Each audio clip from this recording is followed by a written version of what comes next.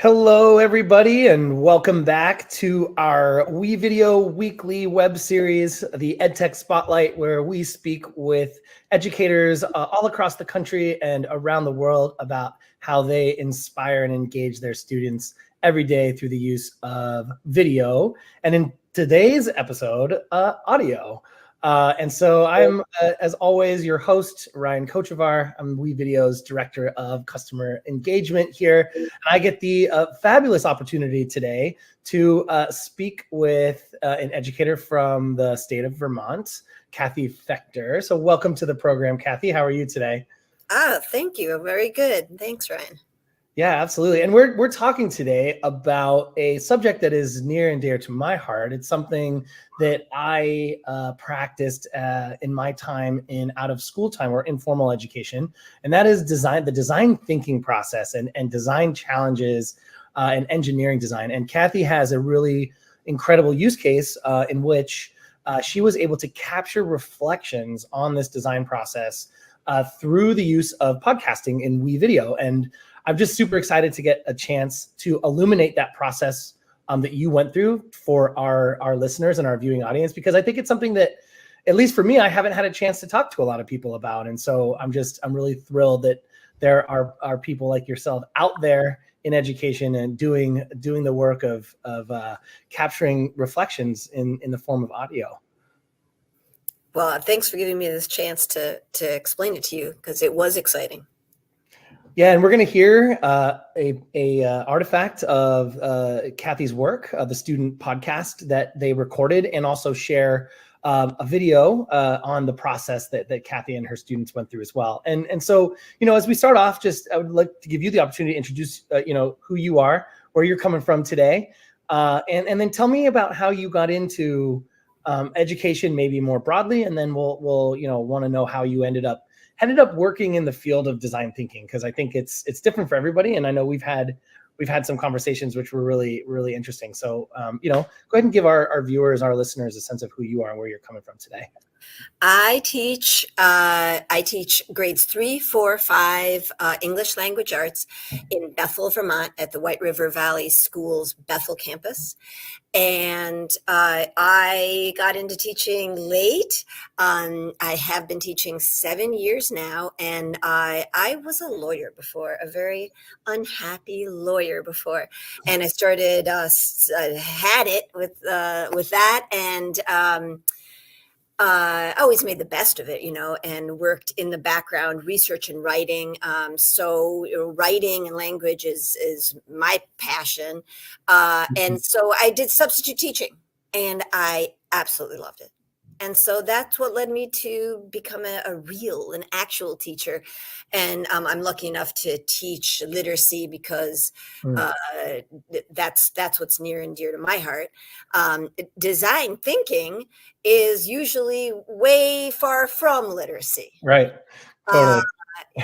And I was lucky enough that last summer I went to Lucy De La Brewer's Create, Make, Learn Summer Institute, which was held it's in Southern Vermont, and it's a week-long workshop, incredibly intense workshop, where intense meaning you get to come away with a project that you can either bring into your classroom. You learn as much as you can about all different aspects of typically people call it STEM, but it's really not limited to science, technology, engineering, or STEAM, arts and math. Right. You can apply the approach to lots of different areas of teaching, to content areas. And so I knew I was teaching literacy, and my goal was to start the year off with a design thinking challenge for my class that I could then weave into some kind of really authentic writing. And so I wanted to bring it all together. Yeah. And it seems to have it really, the kids loved it. And it worked really well. And it's inspiring me to just keep going. Yeah, that's that's something I think, you mentioned it, you said it, they seem very far away from one another. And I'd say from an outsider's perspective, if you're not familiar with design thinking, or, in many of the associations, I think the connotations of the phrase design thinking get attached immediately to engineering, design, or STEM, because that's the maker movement, I think, has done a lot of that lifting and connection there. But like you said, it's applicable because it's a process, it's applicable across other areas of the content. And I just thought it was such a brilliant way to integrate it into literacy, by adding a writing component, or, this sort of idea that you can run a design challenge and then have it connected to some component of literacy, which, at first glance doesn't seem quite aligned, but, looking at your process and seeing how the work, ended up and the artifacts that were created, it makes total sense. Yeah, it did. It didn't. I don't know that you'd have to look at it at a certain through a certain lens, that you want it to serve that purpose. And because design thinking itself does sound more like engineering. You start with, there are 5 stages. There's empathy, then you're taking it's human-centered problem solving. Right. And so what we did is we took the empathy piece and we wrote about it. We took the ideate stage and wrote about it. This is the brainstorming stage where you come up with how to meet your users' needs. The prototyping stage was all hands-on.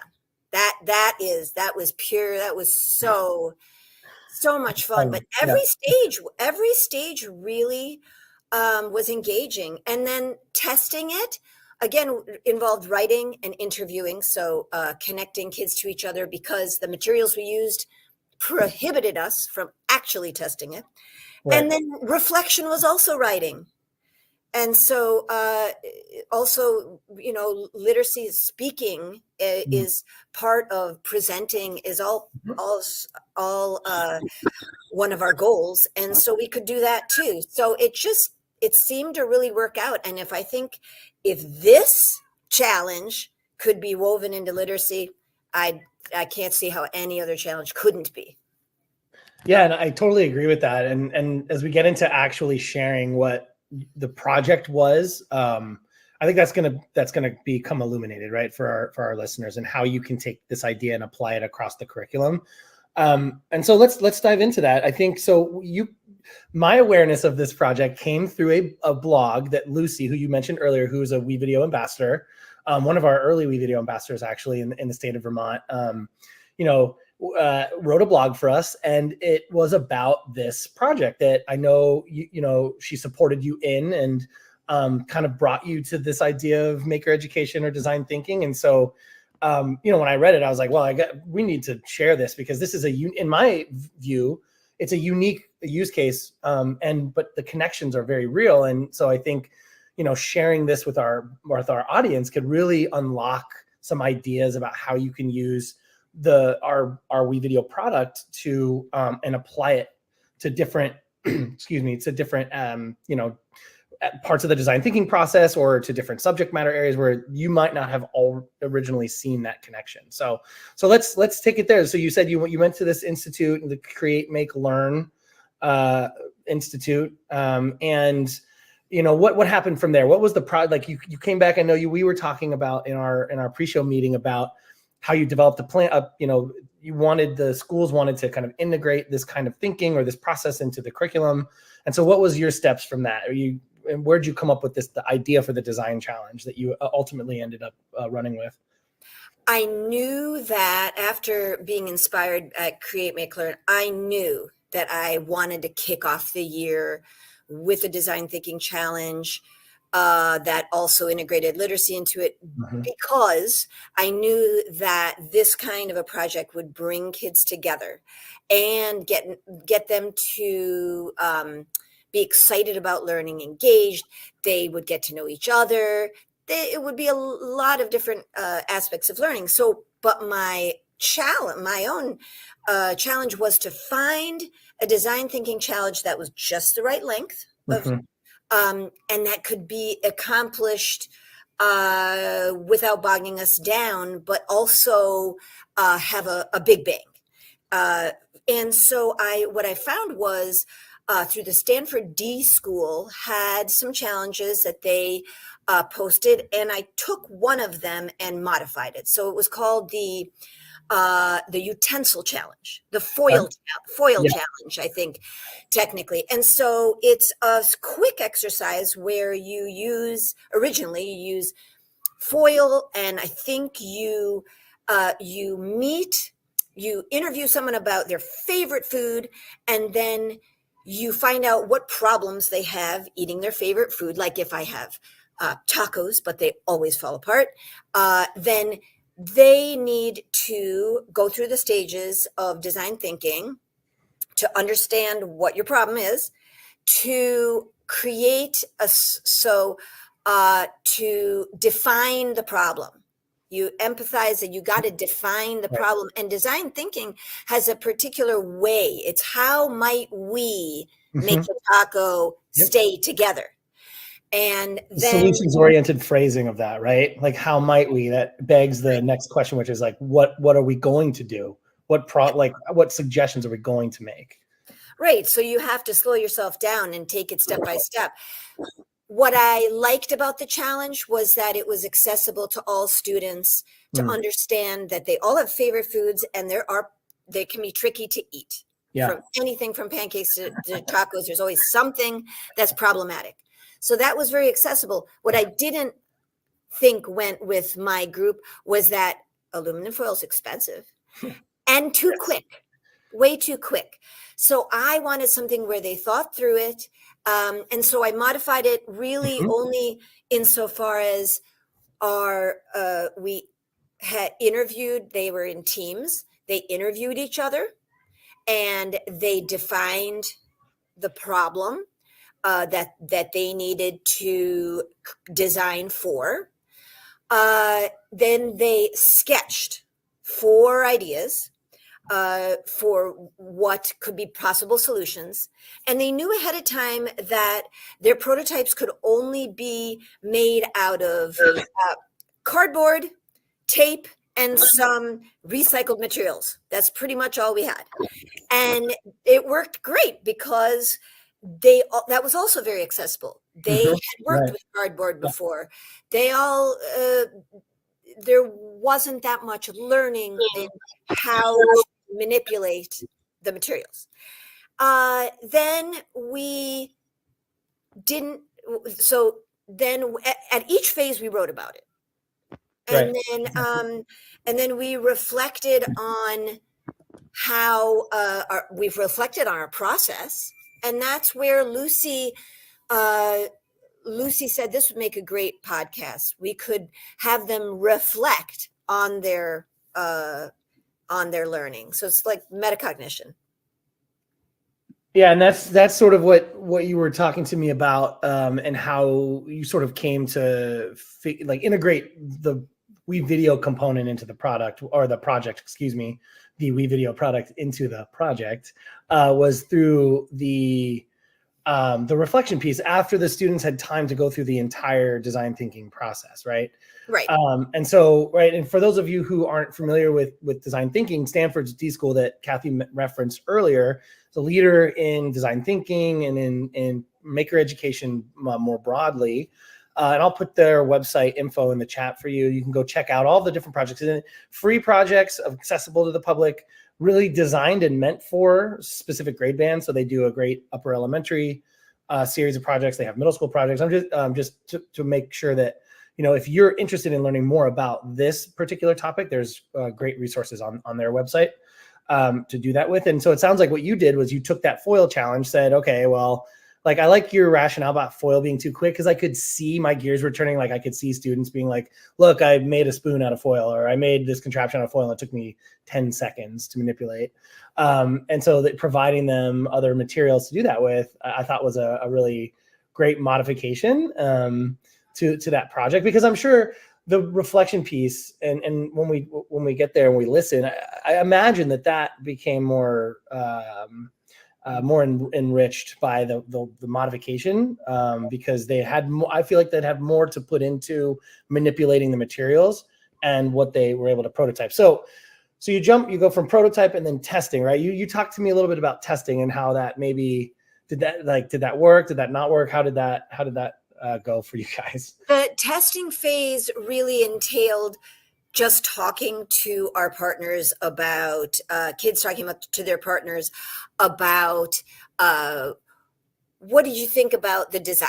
Because during the design process, so after they interview, the empathize phrase about telling about their the problems they experience eating their favorite food, that is done together. After that, the designer goes off on their own without any input from their user, the person that they're serving, and so it's their first chance to come back and say, "Oh, look at that!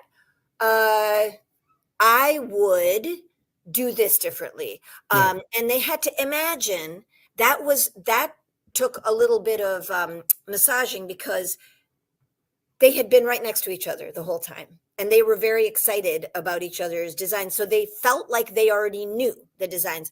So the question became, what materials would you make it out of if it was for real? Yeah. And that's when we got kids saying, well, metal, and I would add a fan and some plastic. And so they could see that they could take these prototypes in their minds and then improve them through using different materials. Yeah, I love that. So actually, like if you were fabricating a real prototype for this, right? I often steer away from that because their prototype is real to them for this in this setting, right? But like if you were to not use cardboard, empty milk jugs, tape, whatever, how might you do that? I really like the extension that you provided to get them to think about the maybe materials in a real fabrication setting that could be used to do this. Yeah, and it was interesting that I think that the fact that they couldn't test it made it so that they remember the test phase even more, because they were asked, well, why didn't you test it? And they said, well, because they were made of cardboard, and if we put ice in the cardboard, it would wreck it. And so it really solidified for them that there was that one step they weren't actually able to do. Right. So that it was really memorable at pretty much every juncture for them. And we had a deadline because we had the Tunbridge Fair, really well-attended fair that all of their families go to. And we had entered a post. They wanted to make a poster of this project, so it had to be done. And it was really only 2 weeks into school that deadline was. Like at the beginning of school, you mean, to get this all stood up and able to be advertised at the town fair? Yes. That is quite a time frame to pull something like this off in. And it was motivating for them because they wanted to be on that trifold. They wanted their project there, and they had to describe their invention. Yeah, very good. And so tell me then, how does you mentioned this before I kind of steered back into the design thinking process, but you're at the reflection phase, right? And you're at and you're wanting to capture, and you've got this idea to capture their reflections in audio form through podcasting. So take us through that procedure and or process, and like why you thought that was a good method to use, and what the results were of that experience. Lucy encouraged me. I would have really come up with it on my own. And Lucy encouraged me to work with her to do this. It didn't take any encouraging. She just mentioned it, and I thought, that sounds brilliant. Let's do it. And what we did is we asked kids a series of questions. They were grouped according to, like, there would be one group that focused on their empathy part of the design thinking. And my kids are huge WeVideo fans. And they are very well versed, all third grade, fourth grade, fifth grade, in WeVideo, in making WeVideos. They love it. So they were excited to see the recording happen as the waves go up and down. They could see it. And they were familiar with what the track looked like. So that to them, I think, was both comforting and exciting that they knew the product. And so we grouped them, there are 5 stages of design thinking. So I had 50 kids doing this. And so pretty much we would have groups of about 5 or 6 for each stage. Okay. Yep. And then we asked them a series of questions, and then and they answered them, and that's what became the podcast. We had so much footage that it took 3 episodes, and they wanted to narrate the last episode, and so we gave it over to them, and that was very exciting for them. And it was amazing how when she brought her Blue Yeti microphone in, set it up, we explained that this is now a big recording studio. We have 27 kids in one group, 23 in the other. We need to both be heard and we also need to listen, and it's going to take a while. Yeah. And you could hear a pin drop the entire time. They had that ability to sit and watch the screen as the recording happened, and it was impressive. I think that shows the motivation that was there to, or the opportunity was motivating to them. And the buy-in was clearly there, right? If you got a whole class of students, as each student is recording, right? And that's one of the challenges, I think, of podcasting in a school, is finding the space to do it and the time it needs. And I think we were talking about, well, we could pull all the kids out and do this one-on-one, but that's going to take too long. And so the solution you came up with was to kind of do it in this way, where they were, doing it in class and everybody was quiet and they're taking turns.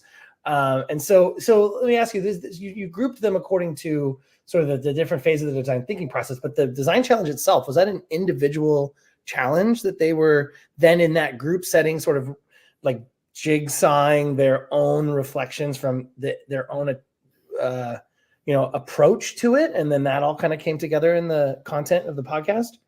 Well, each kid had their own design.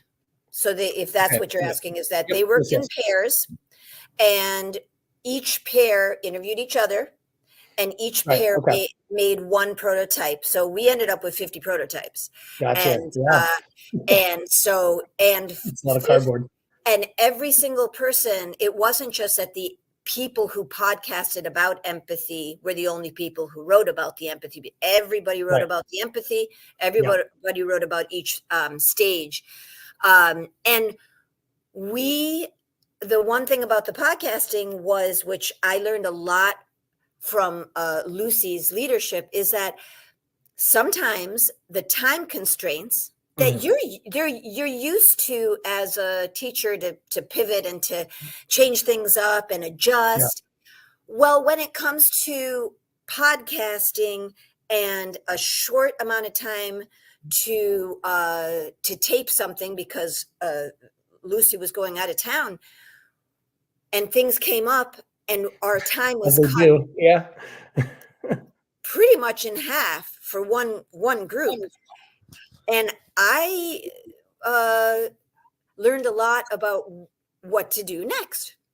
And I wouldn't have given up. I just needed some ideas. And so that's why it was so nice to work with Lucy. It always is, to problem solve together quickly. All right, how are we going to get through all of the students that remain in a shorter amount of time than we thought? And some of the best footage that we hadn't even planned, because we had laid out pretty logically what we thought we would cover. Some of the most heartfelt moments for me came from some of the questions that we had not prepared students for.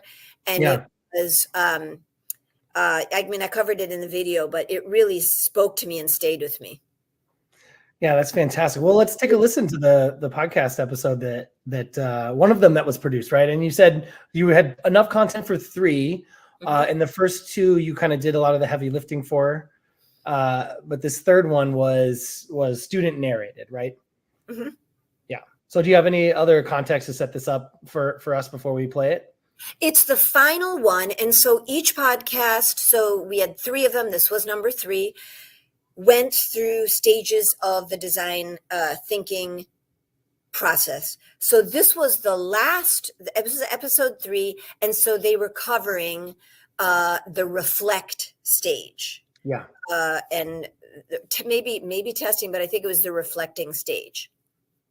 All right, great. Let's take a listen. It's the format's just going to be playing it from my drive, so that's what you're seeing here. Let me just go ahead and hit play, and we'll listen to just a bit of this.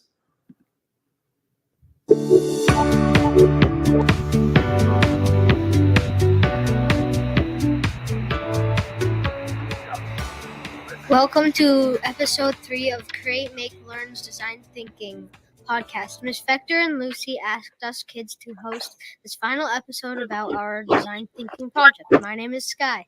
And I'm Elsie. We're here to talk about the last stage of design thinking, the testing stage.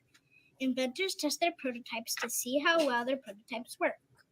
Our class was designing utensils to eat food.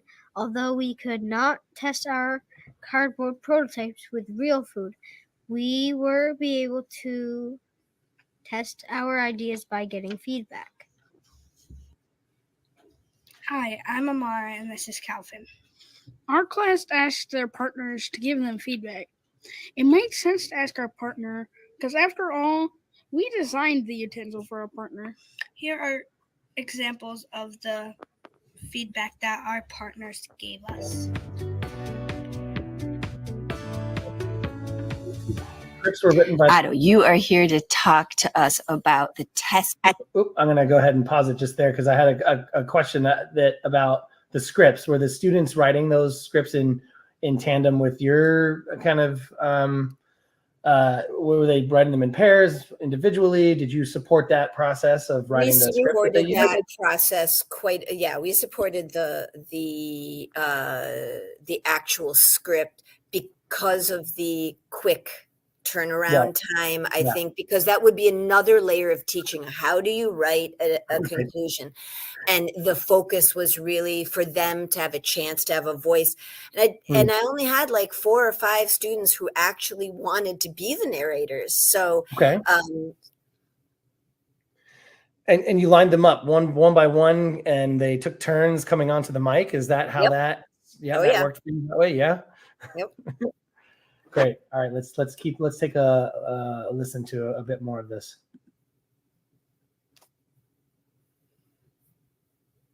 Stage where you test out your inventions. Did you test out in your invention? Well, what is your invention? And then did you test it out? My name of my invention is Ice Bomb. If you tested it, what would have gone into it? Water. Oh, that wouldn't have been good with cardboard, right? Mm-hmm. And Zephyr, you are also here to talk to us about the test stage with your invention. What was your invention? The multiplier. And what problem did it solve? Rhea was running way too quickly out of raspberries. And so you built her an invention, and did you test it out? No, because it was made out of cardboard. If I did, it would not work. What would you make it out of next time? I know Rhea agreed with you. Metal motor generator, coil, and metal. So that's a great example too of I could like vocabulary that they may not have been thinking about previously, right? So using the word coil or generator, right? Some of these, which is great because that elicits sort of that critical thinking piece. I think, in my opinion, that really like now I have to think about actual real world materials, and maybe I didn't know about these things before. And actually, wow, this would go into this invention. And I can see sort of how that real process plays out, or how it could play out, which really cool to hear. Yeah, and I also loved that it really leveled the playing field among students, because a student who has a vocabulary like that, like coils, like generator, when does that student ever get to showcase their knowledge of that except when they're designing, Yeah. which plays a role in how other students approach the problem, but also how they view that student. So I think like students who don't necessarily always have a voice or an identity may develop one through it. Yeah, absolutely. And that's a great point that I don't think it's considered enough, right? Students that have that vocabulary that may not be able to share that in the course of a school day or even a school month or a school year. I have projects like this that, you know, are focused on maybe a specific challenge. They still draw on student interest and student passions, which is something I really love about maker education and design thinking, is that it really does leverage a student's wealth of knowledge and doesn't rely only on like what the teacher wants them to learn or know or understand or share. It's really an opportunity for them to share a lot about what they know too. Right. And so, you know, we won't have time to play the whole thing, but I will put a link in the chat to the blog that was written that I do believe has links to these artifacts that we're sharing today. And you can go and take a listen of the whole podcast. We'll also, you know, we'll follow up with you in an email and be sure to provide this resource that you can take a listen to it. Because I think it's a fantastic listen. I think it illuminates everything that you were talking to us about your process and how this project went from start to finish. So what happened after this? Where'd the podcast go? What did you do with it? How did you share this, you know, with others? What was the result of kind of this work that you did? Well, I made the video as our school does celebration of learning videos, where we share out with the community a particular project that our class has done, and it goes to the school board. And so I made the video for the school board as a celebration of learning. Awesome. And our superintendent released it in a community letter to the larger community. So it was really neat because we had then the exposure to the middle school families, elementary families, and it was all of a sudden like wow, that was really neat. We saw it at the Tunbridge Fair. Now we know more about it. And then the podcast, it led them to the podcast, so they could get the podcast through the WeVideo platform or through Create, Make, Learn Institute's blog. Cool. And what we did with it as a class is every time that an episode was released, because they were released in stages, as soon as Lucy and I got done with them, we would do another one and it would go live, and we would listen to it as a class. Cool. And they would just wait to hear their own voices. And then, of course, when it was them, they'd be like, oh, geez. So, but it was super powerful, and it made many of them want to become podcasters. Very cool. Yeah, so that's great. So that's another important thing we talk about a lot with the educators that I have on the show that are doing this work with students, that is innovative and the showcase of their voice and the choice they have in their own learning, is what you do with the content once it's done. And I think you did at least you showed me, and there's a video we will play that you were referencing earlier that you made for your school board that was released subsequently in a community newsletter. It sounds like that was, you know, used in school celebrations of learning, and that brought everybody back to the podcast to get ears on it, right? Because that's the important thing, right? These students did this really amazing thing. They went through this process. They're sharing their learnings, and now we want people to hear that. And so, you know, it sounds like you made a really concerted effort to make sure that landed to folks so they could access the students' content. it seemed to really work out, and the kids were really proud of themselves, and it was neat to see them so excited to hear their own voices. Yeah, for sure. I mean, it's so cool. Like, you know, the first time you hear your own voice, you're definitely embarrassed by it. I remember the first time I recorded anything, I think it was literally like the answering machine on my parents' like 90s answering machine. And it was my voice, and I heard it for the first time. I was just like, oh my gosh, like, this is awful, you know. And then you get used to it as you make more stuff, but it's cool in a way, you know. Yes, and they knew what went into it. Right. All the hard work that went into it. Exactly. So I'd love to play the video you made. Can we share that with That'd be our great. audience? Yeah. Yeah. Let's do it. Okay, great. And so this is Kathy's video that she produced about the project to share with the broader community.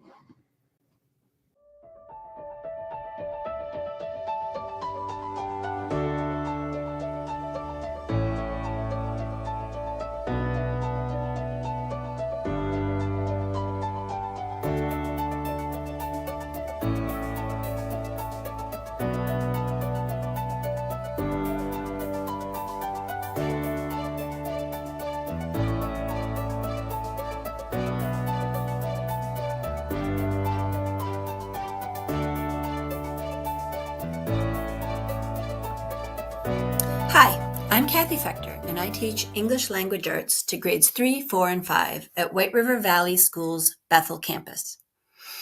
This summer at Create, Make, Learn's Summer Institute workshop, I learned about a human-centered approach to problem solving called design thinking.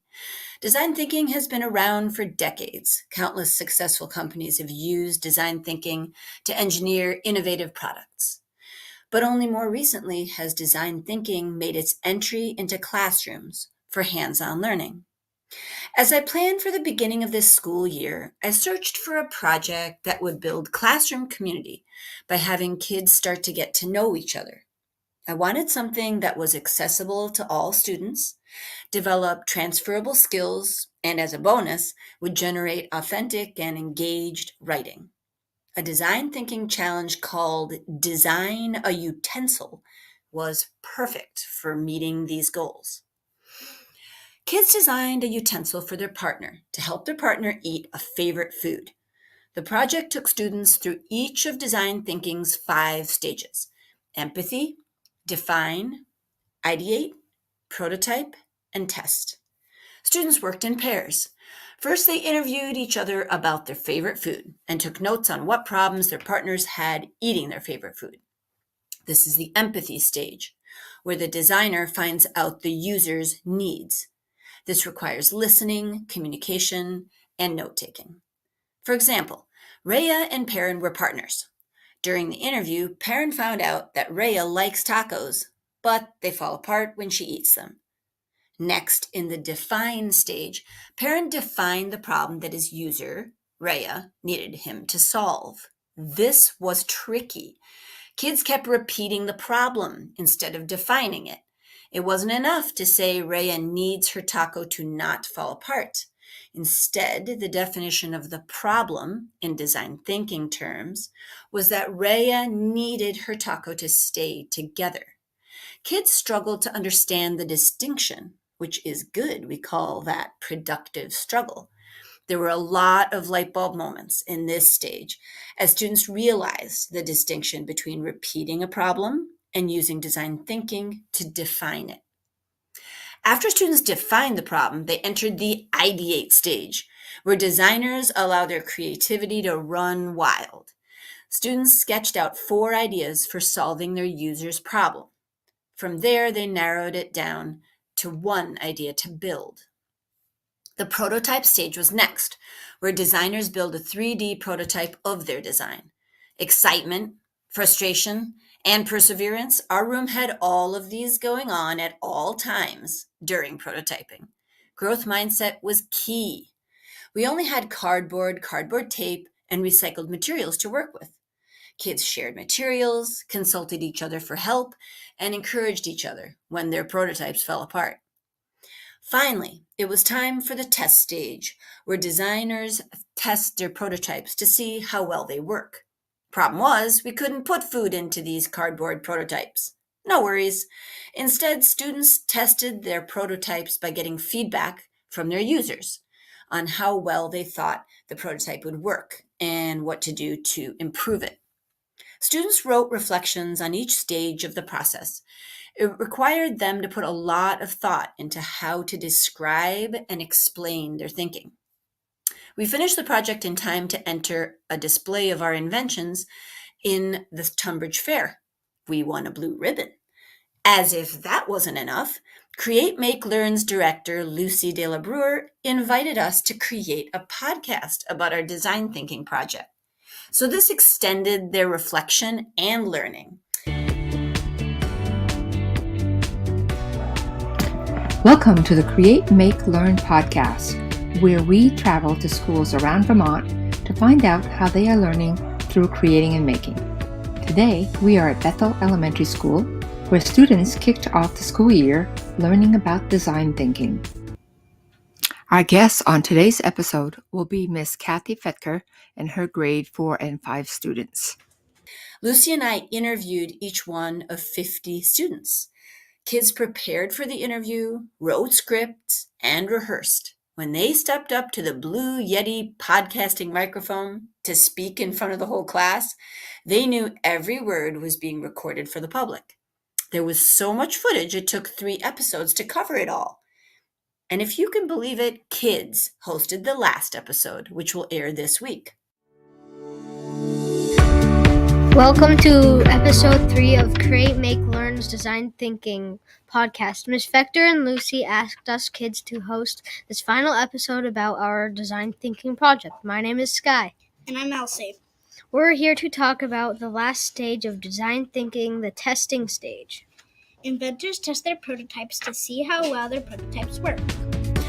I was invited to present and demonstrate this design thinking project at Vermont Fest in early November. It was exciting to see other educators inspired by my class. Design thinking builds clear and effective communication and creative and practical problem solving. It gives students a platform for purposeful writing.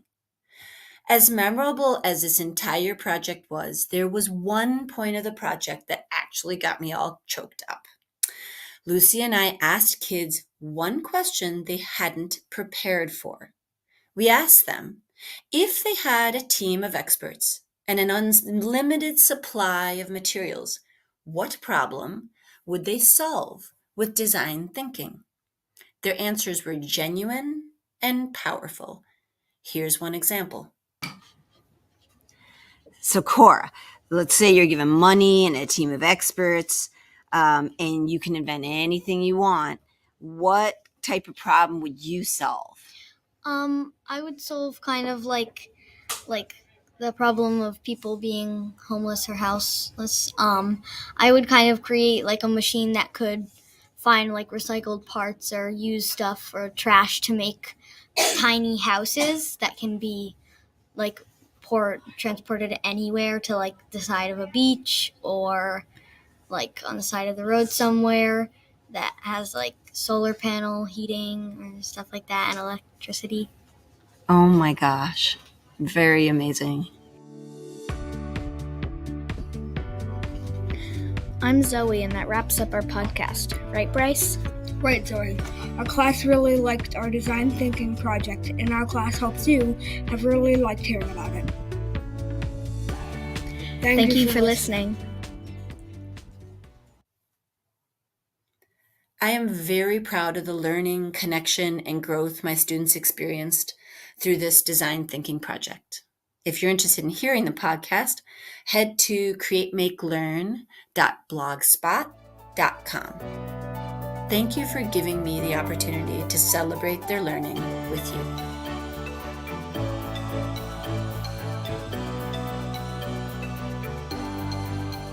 A really great example of how you were able to showcase the work of your students in this project. And what was the response from the community or from the school board or from what did you hear back?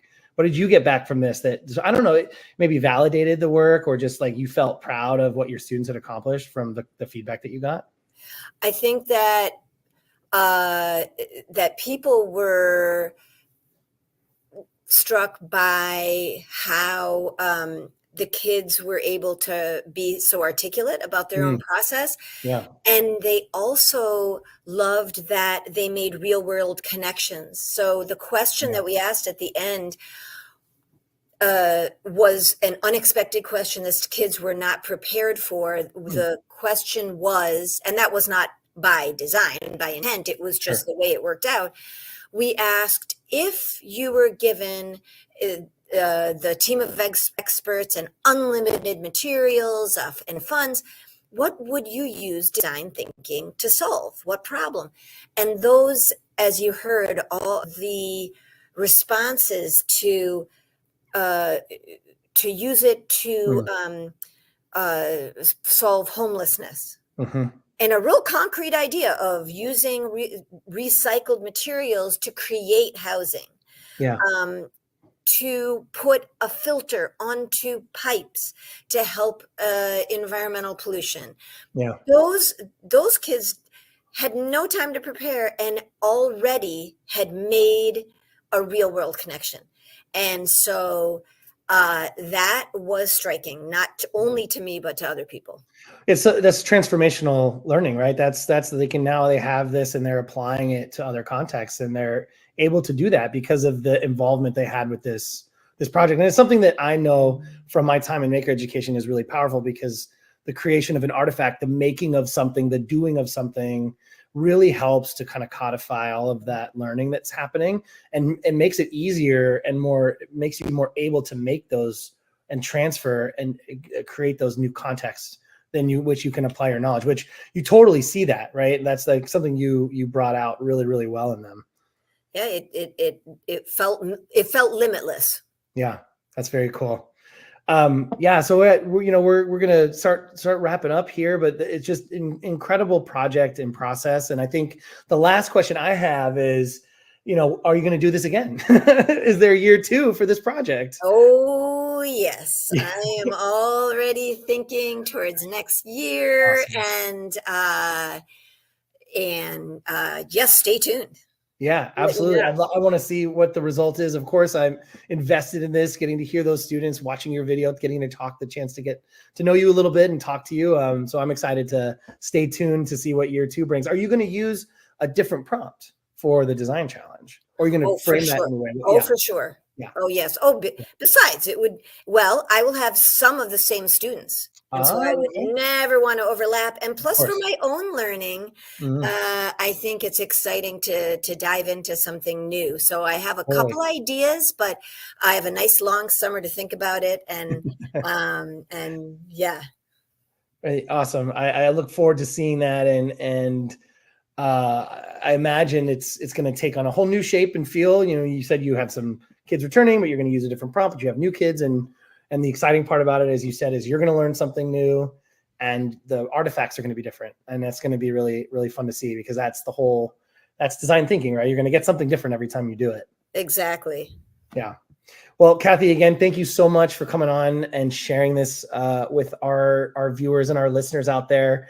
If you would like to read the blog that our ambassador wrote about Kathy in this project, you can head over to wevideo.com/blog and either search for it there, or you can use this extension design-thinking-podcasting after that blog / there, and get your hands on that. And that will get you links to some of the materials that we showed in just little snippets here today. So you can read and consume all about Kathy's design thinking project, and get some tips and advice for how you can also, if this was interesting to you, build this into your curriculum. And as I think we saw today, it does have applications across different curricular subject areas, applications in language arts, as you saw, but applications obviously in STEM, in the sciences, social sciences, and beyond. I think that's the exciting thing about design thinking, is it's applicable, and it's just the lens with which you view it from that makes the difference. So again, please go check out that blog. For more webinars, you can head over to wevideo.com/webinars. We have some really exciting May episodes coming up. May episodes that you can watch, and episodes that are coming up in June that you can register for. So please keep your eyes out for that. And really quick, since we are at the end of May and it is coming soon, WeVideo will be at ISTE. So please come by. If you are in Denver, Colorado, this ISTE season, please come by and say hi at the WeVideo booth. And we hope to see you there. Again, Kathy, thank you so much for your time today. And yeah, any parting words for the viewing audience? Well, thank you for giving me the opportunity. I was really excited and to be able to do this project and to collaborate with Lucy and to have 50 kids as excited as they were. There were actually 56 and only 50 were the ones who did the podcasting. I have to give the 6 credit too. But it was an awesome experience. So thank you for letting me share about it. Absolutely. And well, hopefully we'll see version 2 next year. And I'd love to check back in with you as a kind of, where are they now, so to speak, episode in our next year's series. So I again, love it. Yeah, Will do. let's do it. Let's plan on it. All right. We'll be in touch soon. Thank you, Kathy. And thank you to all of you out there viewing today. And until next time, happy creating, everyone. Bye now.